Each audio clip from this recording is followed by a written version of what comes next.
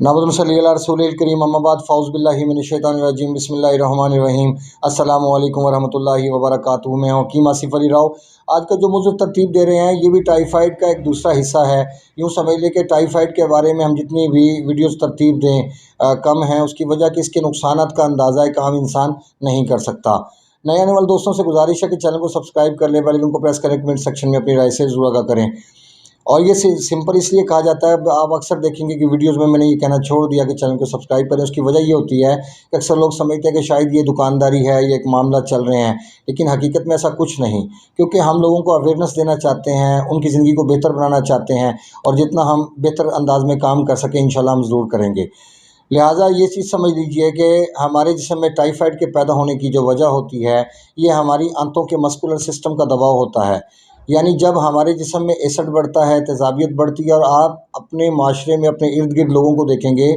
बल्कि मुझे भी कई दफ़ा सामना करना पड़ा ऐसे पेशेंट से जिनको 13-14 साल की उम्र में टाइफाइड हुआ था और उनकी उम्र 40 बरस होगी, 45 बरस होगी, लेकिन टाइफाइड ने उनकी जान नहीं छोड़ी। या टाइफाइड अगर नॉर्मल हुआ भी, लेकिन जिस्म के अंदर दर्दें शुरू हो गई, जॉइंट्स के अंदर पेन शुरू हो गई, और जिस्म के अंदर जिस्म फूलना शुरू हो गया। फिर उसके अलावा घबराहट, बेचैनी, ये सारे जो चीज़ें हैं वो वहाँ पे मौजूद थीं। लिहाजा टाइफाइड को एक अलामत के तौर पे लीजिए, इसको एक बीमारी के तौर पे मत लीजिए, क्योंकि टाइफाइड आंतों की सोजिश का नाम है। और अगर देखें, हम यहाँ पे एक बात और करना चाहते हैं कि अगर एलोपैथिक में मैं चैलेंज करता हूँ पूरी दुनिया के अंदर जितना भी एलोपैथिक का निज़ाम है या होम्योपैथिक का निज़ाम है, सब लोगों को चैलेंज करता हूँ कि टाइफाइड क्या, पूरी दुनिया के अंदर जितनी भी इस वक्त डिजीज़ चल रही हैं, जितनी बीमारियाँ हमारे इर्द गिर्द फैली हुई हैं, उनमें से किसी एक का भी इलाज ये मुस्तकिल तौर पर नहीं किया जा सकता। स्पेशल ये कि एलोपैथिक के अंदर, होम्योपैथिक के अंदर किसी हद तक कुछ ना कुछ मिल जाता है कि जहाँ पे हमें बेहतरीन एक फ़र्स्ट एड मिलती है। कम से कम एलोपैथिक की निस्बत तो कदरे ये बेहतर है। लेकिन चूँकि ये कानून फितरत नहीं है ये इलाज, इसलिए दोनों इलाज का कानून फितरत नहीं है, क्योंकि ये दोनों ही इंसानों के बनाए हुए हैं, दोनों ही इंसानों के तख्लीक किए हुए हैं। लेकिन एक तिब का निज़ाम ऐसा है जो अल्लाह रब्बुल इज़्ज़त का खुद का बनाया हुआ निज़ाम है, जिसमें जितनी भी प्रोडक्ट्स हैं, जितनी भी टोटल वन टू ऑल, ऊपर से लेकर नीचे तक, जिसमें पॉइज़न भी आ जाते हैं, जड़ी बूटियाँ भी आ जाती हैं, उसमें मुरब्बा जात भी हैं, फल भी हैं, सारी चीज़ें, सब्ज़ियाँ हैं, सारा कुछ उसके अंदर मौजूद है। अब जितनी भी चीज़ें हमारी मार्केट में मौजूद हैं, ये सब की सब अल्लाह रब्बुल इज़्ज़त ने तरतीब दी हैं, और जो चीज़ अल्लाह रब्बुल इज़्ज़त ने तरतीब दी, इसके अंदर आप तब्दीली नहीं कर सकते। क्योंकि जो जिस फॉर्म में जो चीज़ पैदा किया, जैसे दारचीनी का बात ले लें, अब दारचीनी का मिजाज अल्लाह रब्बुल इज़्ज़त ने जो दिया है वो खुशक गर्म है। अब इसका ताल्लुक़ इंसान के मस्कुलर सिस्टम्स के साथ है, इसने दिल को ताकत फराहम करना है, जैसे माल्टे का ताल्लुक़ भी यही है। अब उसके बाद आ जाएँ आप, जैसे सेब है उसका काम भी ये है, सुरख अनार है उसका काम भी ये है, अगर कट्टा देखते हैं उसका काम भी ये है, अगर मछली देखते हैं तो उसका काम भी ये है, अगर हम टमाटर या दही देखते हैं तो उसका काम भी यही है। अब यहाँ पे इस चीज़ को समझ लीजिए कि जो चीज़ मस्कुलर सिस्टम के ऊपर शदीद दबाव को बढ़ाने वाली होगी, आखिर एक टाइम ऐसा आएगा कि वो सोजिश को इंक्रीज़ कर देगी, वो बढ़ा देगी सोजिश को, और सोजिश का बढ़ना आपके लिए अज़ियतनाक होगा। क्योंकि ये वो हालत होती है कि जहाँ पे इंसान के लिवर की कंडीशन ठीक नहीं रहती। बज़ाहिर वो देखने में सही नज़र आता है, रिपोर्ट्स करवाएं ठीक है। अगर किसी पेशेंट से कहा जाता है कि आपकी लीवर की एक्टिविटी नॉर्मल नहीं, वो कहता है मैंने रिपोर्ट्स करवाई हैं, रिपोर्ट्स में सब कुछ ठीक है। अगर रिपोर्ट्स में सब कुछ ठीक है तो फिर आप बीमार क्यों हैं, एक सवाल पैदा होता है। अगर आप बीमार हैं तो इसका मतलब है कि कहीं ना कहीं कोई प्रॉब्लम मौजूद है। लिहाजा उस प्रॉब्लम को ट्रेस आउट करके उसका सद्देबाब कीजिए और सारी ज़िंदगी के लिए निजात हासिल कर लीजिए। अब अल्लाह का बनाया हुआ निज़ाम ऐसा खूबसूरत है कि जब हम इसके ऊपर अमल करते हैं, अक्सर दोस्त हैं बैरून मुल्क से कॉल्स आती हैं, या अंदरून मुल्क से कुछ लोग हमारे बड़े सेंसिटिव होते हैं दोस्त हमारे, तो वो क्या कहते हैं, वो कहते हैं कि आपकी मेडिसिन का कोई किसी किस्म का साइड इफ़ेक्ट्स तो नहीं, कोई प्रॉब्लम तो नहीं होगी। मैं उनसे एक बात अक्सर कहता हूँ कि खुदारा एक बात को ज़हन में रखिए कि मैं जब आपकी डाइट के बारे में इतना कॉन्शियस हूँ कि आपकी डाइट अच्छी होनी चाहिए, आपके खाने पीने का निज़ाम ज़बरदस्त होना चाहिए, आपके खाने में कोई ऐसी चीज़ ना हो कि जो नेगेटिव आपके अंदर जाके कोई असरात रखे, तो फिर मेडिसिन के तौर पे हम ऐसी कोई चीज़ कैसे सिलेक्शन कर सकते हैं कि वो आपके लिए साइड इफ़ेक्ट्स रखे। क्योंकि अल्लाह रब्बुल इज़्ज़त का बनाया हुआ कोई भी चीज़ नुकसान से खाली भी नहीं है और फ़ायदे से भी खाली नहीं है। जैसे हम पॉजिटिव और नेगेटिव की बात करते हैं, اب اللہ رب العزت کی ذات کو دیکھتے ہیں تو وہ پازیٹیو ہے، اگر اس کا نیگیٹو دیکھیں تو شیطان موجود ہے۔ اسی طرح دنیا میں ہر چیز کا پازیٹیو بھی ہے اور نیگیٹو بھی۔ جیسے مثال لے لیتے ہیں دار چینی کے، جیسے میں نے ذکر کیا، آپ کو لونگ کا ذکر بھی کر دیتے ہیں۔ اب ان دونوں کا مزاج خشک گرم ہے، انہوں نے ڈائریکٹ اور ہر صورت میں دل کے اوپر دباؤ کو بڑھانا ہے۔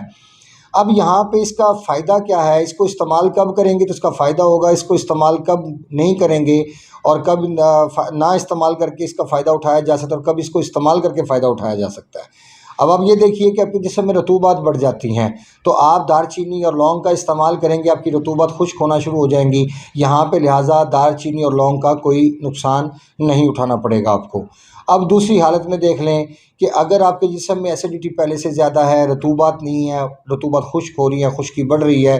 تو یہاں پہ اگر دار چینی اور لونگ کا استعمال کرواتے ہیں تو پھر اس کے مضر اثرات سے تو آپ کو گزرنا پڑے گا، کیونکہ یہ صحیح جگہ نہیں ہے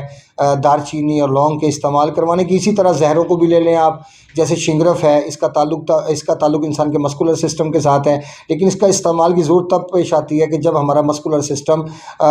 دباؤ سے خالی ہو، رطوبات کی زیادتی ہو، جسم میں ٹھنڈک ہو، پانی کو خشک کرنا ہو، تو پھر آپ شنگرف کا استعمال کیجئے، وہ آپ کو فائدہ مند ثابت ہوگا۔ لیکن اگر جسم کے اندر پہلے سے ایسڈ بڑا ہوا ہے، خشکی بڑی ہوئی ہے، رطوبات خشک ہو رہی ہیں اور پانی پہلے ہی کم ہے،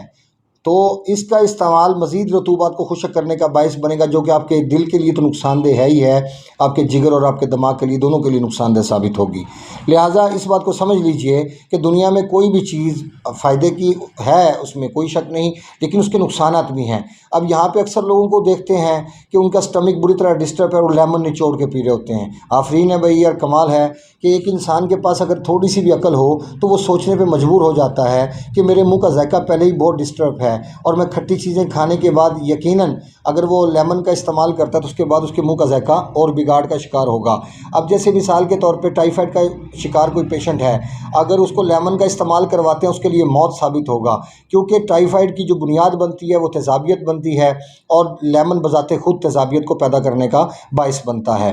اب یہاں پہ اس بات کو سمجھ لیجئے کہ یہاں پہ اگر آپ نے اپنے لیور کو ایکٹیو نہیں کیا، اپنے جسم میں تیزابیت کو کم نہیں کیا،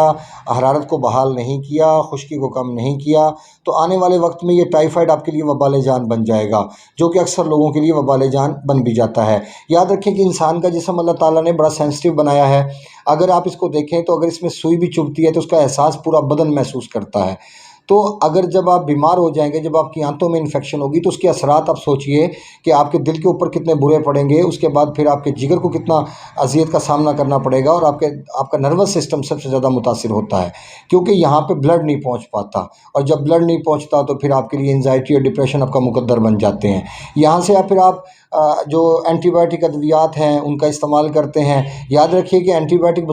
بذات خود خشک ہوتی ہیں اور یہ خشکی کو مزید بڑھانے کا سبب بنتی ہیں۔ اگر ٹائیفائڈ کی صورت میں آپ اینٹی بائیوٹک کا استعمال کرتے ہیں کچھ ٹائم کے لیے تو شاید آپ کو کمفرٹیبل زون میں لے جائیں، لیکن آپ مسلسل اس دائرے میں رہیں گے کہ جو خطرات کے اندر گھرا ہوا ہے۔ ابھی آپ کی جو کنڈیشن ہے، جب تک ٹائیفائڈ ہے، ٹائیفائڈ کے ہوتے ہوئے سوزش ختم نہیں ہوگی، اور سوزش ختم نہیں ہوگی تو آپ کے کانسٹیپیشن اور گیسٹرک کے مسائل کیسے حل ہوں گے؟ لہٰذا صحیح راستے کی طرف آئیے، صحیح علاج کی طرف آئیے، اور اپنے آپ کو آزاد مت چھوڑیے، ٹونوں ٹوٹکوں کے سپرد مت کیجیے۔ صحیح علاج اس میں اس لیے ضروری ہوتا ہے کہ اکثر چونکہ ٹائیفائڈ کا علاج کرنے کا موقع ملا، تو ٹائیفائڈ کے اندر سب سے زیادہ اہم چیز ہوتی ہے کہ انسان کی جو ہارڈ چیزیں ہیں ان کو سٹاپ کر دیا جائے، تاکہ معدے کے اندر کسی قسم کا بوجھ نہ پڑے، کیونکہ ٹائیفائڈ کا جو شکار انسان ہوتا ہے اس کا سٹمک انتہائی سینسٹیو ہو چکا ہوتا ہے، اور وہاں پہ تھوڑی سی چیز بھی وبال جان بن جاتی ہے۔ بہرکیف یہ ایک ویڈیو ہماری ترتیب دی گئی چونکہ ٹائیفائڈ کے حوالے سے، اور ٹائیفائڈ کے حوالے سے چونکہ یہ ایک بڑا لمبا چوڑا ایک مفصل بیان ہے، وہ کر سکتے تھے ہم، لیکن چونکہ ٹائم کی کمی ہوتی ہے لہٰذا اس کو ریوائنڈ اپ کرنا ہی بہتر ہوگا۔ لیکن یاد رکھیے کہ آپ ایسی حالت میں جب ٹائیفائڈ ہو آپ بادی چیزوں کا استعمال اور ٹھنڈی چیزوں کا استعمال بند کر دیجئے، جس میں بہت ساری چیزیں ہیں، ان کو ابھی فوری طور پہ تو گنوانا ممکن نہیں، باقی اپنی ویڈیوز میں ترتیب دے چکا ہوں اور بتا چکا ہوں، اکثر ویڈیو بھی ترتیب دی ہیں جو کھانے پینے کے حوالے سے ہے، آلو ہے، है, चावल है, गोभी है, बैंगन है, इन सब पे वीडियो तरतीब दी हुई है। ये सब की सब फासदुल कैमूस हैं और फासदुल कैमूस चीज़ों का इस्तेमाल तब किया जा सकता है जब आपके जिस्म में रतूबात हों, लेकिन जब आपके जिस्म में पहले ही गंदे मवाद मौजूद हों और फासिद मवाद मौजूद हों तो ऐसी चीज़ों का इस्तेमाल करना खून को मज़ीद फसाद पैदा करने का बाइस बनता है, जो कि आपके जिस्म के अंदर मज़ीद ख़राबी पैदा करने का बाइस बनती हैं। ऐसी हालत में केला हो गया, सेब हो गया, माल्टा, जामुन, फालसा, आड़ू, इन तमाम चीज़ों का इस्तेमाल तर्क कर दीजिए,